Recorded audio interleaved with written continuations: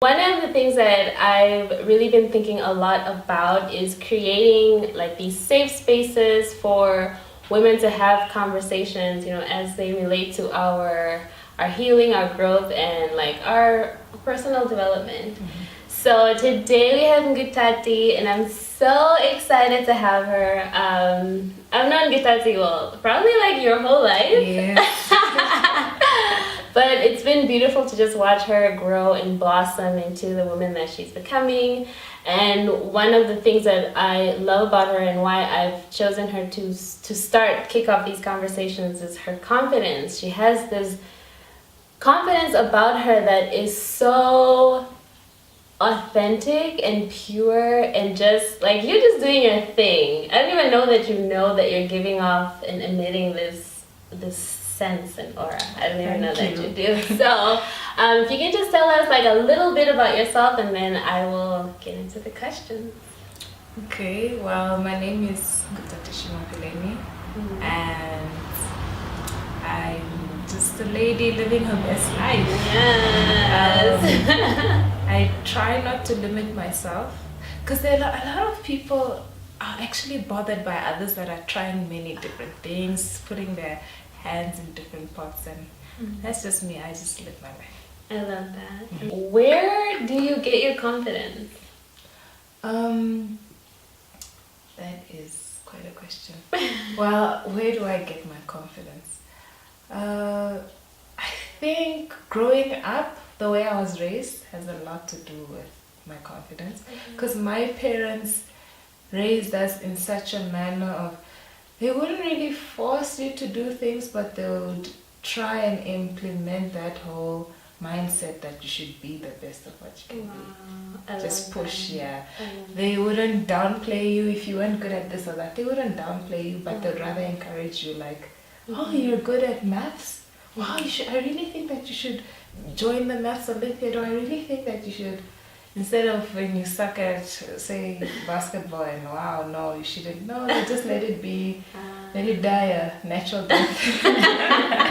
So I think the way I was raised plays a role, and also just my mindset, or the mindset I've decided to adapt in life.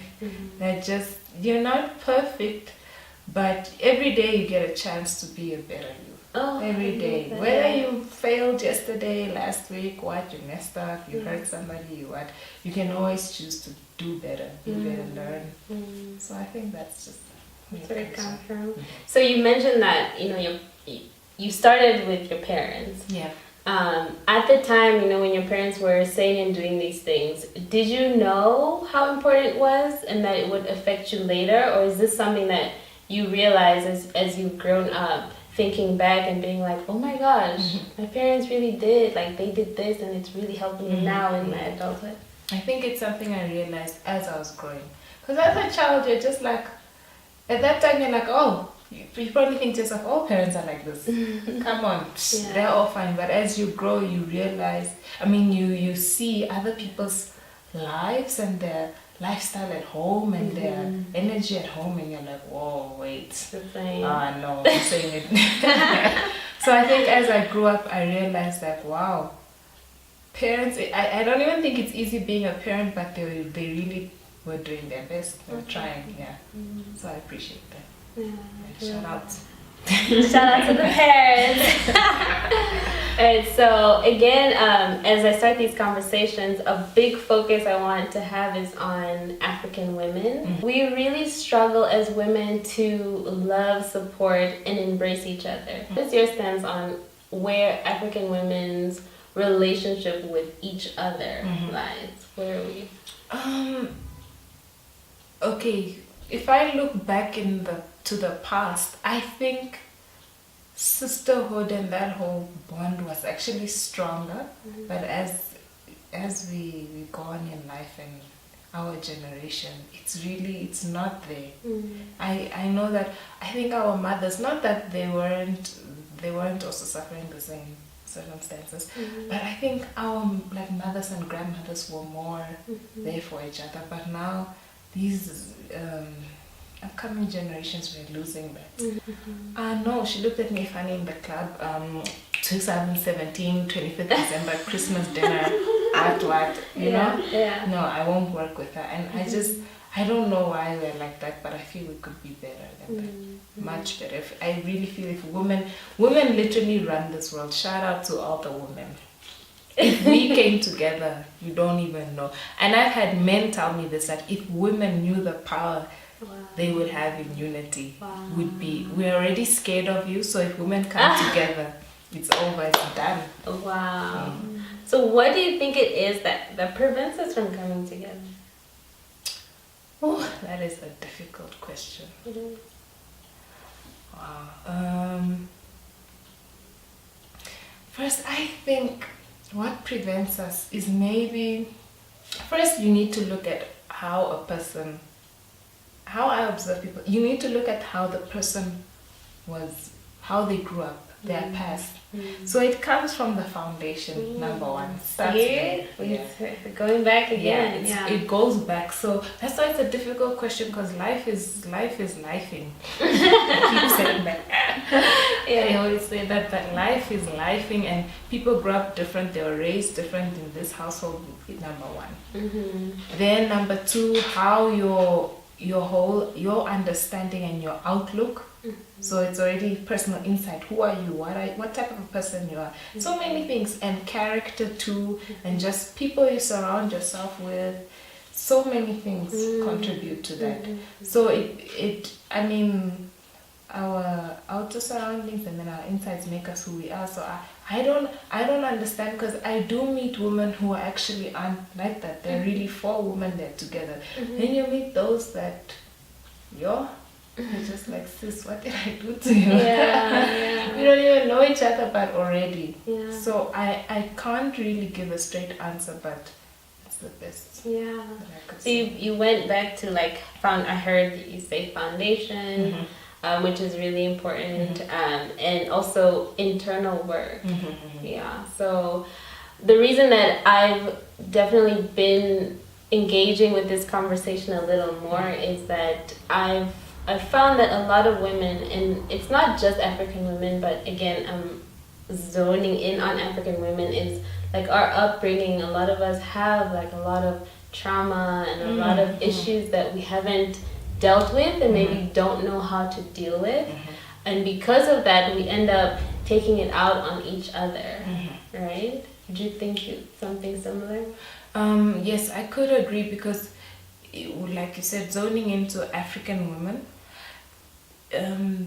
we are very cultured in Africa. We still follow tradition. We still, we're midway between backwards and forward. I don't know. We're right? Yes. Yeah. And patriarchy is really strong in the African culture. It is. It is so strong. So I feel like that plays a part, because already the girl child is taught that the man is head of the house. The man is the provider. The man can do whatever to you, and you're not allowed to speak up. You're not allowed to. So it's quite frustrating, and I think for me, I don't know, I don't have any scientific facts to this, but it's just in my own thinking, I feel like that connects to how African women in general, treat each other. Amen. It really, for me, it connects. Because if you're already taught to tame yourself down to, what will you do to the next woman? How will you perceive her? How will you see her? What I observe is this competition that we have as women. So yes, so you're raised that the man is the provider. He comes and he takes care of you, whatever. So now, I feel that we compete with each other on those kind of same scales, where I'm then competing for a man who can do all these things. So the other woman, she's my competition. I can't trust her, because I don't know what she's gonna do. Is she gonna take now? If you now achieve that thing that everyone's looking for, is she gonna take that away from me? How are we going? How do you think we can move past that fear for one another? Because I feel like we're afraid of each other, and we don't like each other, but we don't really know why. It's just a thing we do now. where do you think we can start with, like, starting to get to know each other, trust each other, support each other? At least the first step, because it's a big thing. There are women who have put their foot down and are like, no, I am an equal to them, not an equal, sorry, I am equal to the male species. If anything, I can do what they do or even better. But a majority, to be honest, do not think like that. They accept the bare minimum. So I think if more women were to put their foot down that no matter whether you're female or male, this is wrong, you're wrong, I'm not standing for this. If women just stood up more for themselves, which connects back to our confidence, if you just had more confidence in yourself to know what you deserve, that would make a difference. So it starts inside. Oh, it starts inside. And I think that is, again, going back to foundation and what you learn. You know, if you're not taught that you are valuable, you're worthy, it's very difficult to then build that confidence and expect that from someone else. So you always take, like you said, accept the bare minimum, and that's all that you know. Yeah. So I'm a big advocate for having men involved in this conversation of the healing and growth and development of African women.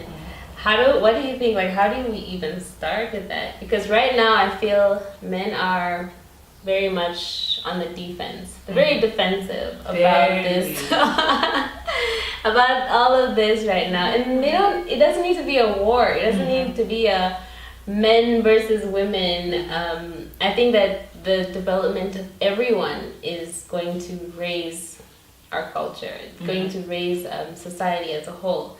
So how do you think we can start this conversation with the men in our lives? Firstly, you can bring a horse to the pond, but you can't make it drink. So, shout out to the men that actually are trying to unlearn and learn, the ones that listen. Maybe we could start with them, because you really can't force anything on anyone. But like, I love that you said you're trying to have these conversations to reach out to men. So like, even your blog, it's a good starting point. And getting the men that are willing to learn, willing to listen, and actually encouraging them, like, yo guys, talk to your fellow males, like talk to your fellow male counterparts. That's also a good starting point. Just awareness, education, enlightenment. That's basically, you can only do what you can. You can't make the other person grasp or that is so true. Or understand that. I'm really, like, even now being a part of this, we're doing something, we're trying. So such things like that. This is a good example too. Yeah.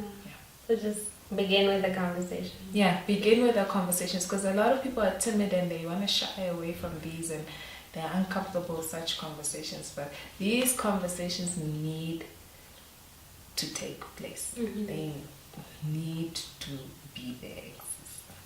It's true. They really, really do. So I feel that we keep going back to, again, foundation and internal work. And so I'm going to circle back to the beginning of our conversation as far as confidence. If you could think of 5 things that you can share that you maybe have implemented in your own life that could really help someone who's battling with feeling worthy and battling with confidence, what would you share with them to get started? Well, firstly, I believe in self-love. Like, you need to love yourself in order to be able to also love others. And just, it shows when you love yourself, it actually shows. It shows within your posture, the way you hold yourself, just your energy. So self-love for me entails doing things that bring you peace, that make you happy, doing something that's passionate, that you're passionate about, not that's passionate, that you're passionate about. Like for me, I've been singing for the past 9 years now. and that singing brings me peace. It's a type of therapy for me. When I'm in the training room and our conductor is, we're doing our breathing exercise, I feel so good knowing that, wow, I'm actually bettering myself. I'm training my voice. I am, taking to the next level. So do what you're passionate about.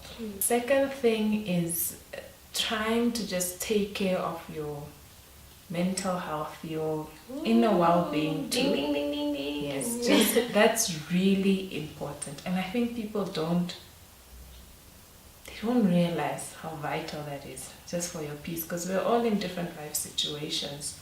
So you need to find that place where you can just, recover. Just what is it called? Recharge. Excuse me? Recharge? Yes, recharge. Shout out to Tala, the camera woman. Because you just need to recharge. And how do I recharge? Okay, I don't have this down to a science. I am still actually learning and trying new things on how to recharge and all. Stuff like meditation. Sometimes I try to write. I just write down affirmations too. I write down what I want, what I'm going for. I write down my ideas, write down lyrics. Yes, and I just write. So how do you recharge? Number 3, I also think that introspection is important. Like, you need to check yourself sometimes. Like, think to yourself, okay, am I, check yourself, basically. I don't think I have to explain that. Like, check yourself. We aren't perfect. Everyone messes up. Some do more good than bad. Some do more bad than good. But You know yourself. shade. But just check yourself. Keep yourself in check. I think that also helps with your whole well-being. That's number 3. Number 4, physical health. I really try to be, at my best physically. I'm not 100 yet, but I'm getting there. Like gymming, I really like gymming. I like keeping fit. It makes me feel good. It helps me relieve stress. Maybe when things are a bit tough at work, I used to go to the gym during lunch with PowerPoints. And I'd actually come back feeling refreshed and so much better, and like, okay, I can tackle this day. I can, get on. Yeah, gymming, fitness is really important to me anyways. I know it's not easy. It's hard, but it's worth it. Very, very much worth it. And the results, everyone looked at yourself and just like, look at these legs. Look at the arms. And the 5th pointer of advice I would give is actually, okay, I believe that,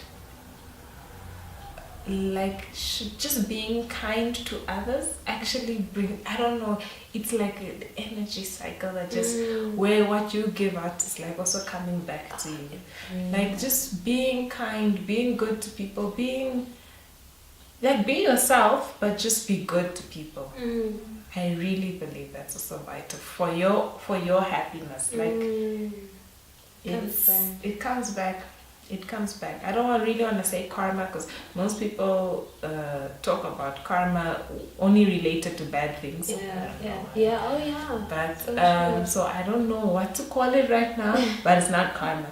Not karma. It's just what you give out comes back to you. So just be kind, be nice to people, be yourself.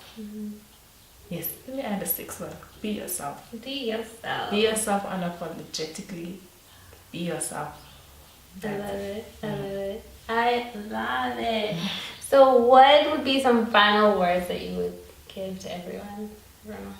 This is what I'd say to everyone. You're doing fine, sweetie. Keep pushing. I'm sorry about whatever you've gone through. You will get through it. We've been going through it. We will get through it. And To all your achievements, all your dreams, congratulations already. To your dreams, congratulations in advance. Any other achievements, congratulations. Keep going at it. And lastly, just take care of yourself. Have your best interest at heart and other people's too. Yeah, just bottom line, take care of yourself. Take care of yourself. I love that. Thank you so much, Ngutati, for spending these few minutes with us. I really, really appreciate you again. Like, that's exactly what I'm talking about. You brought that energy. Thank you for having me. Thank you. Yeah, I know.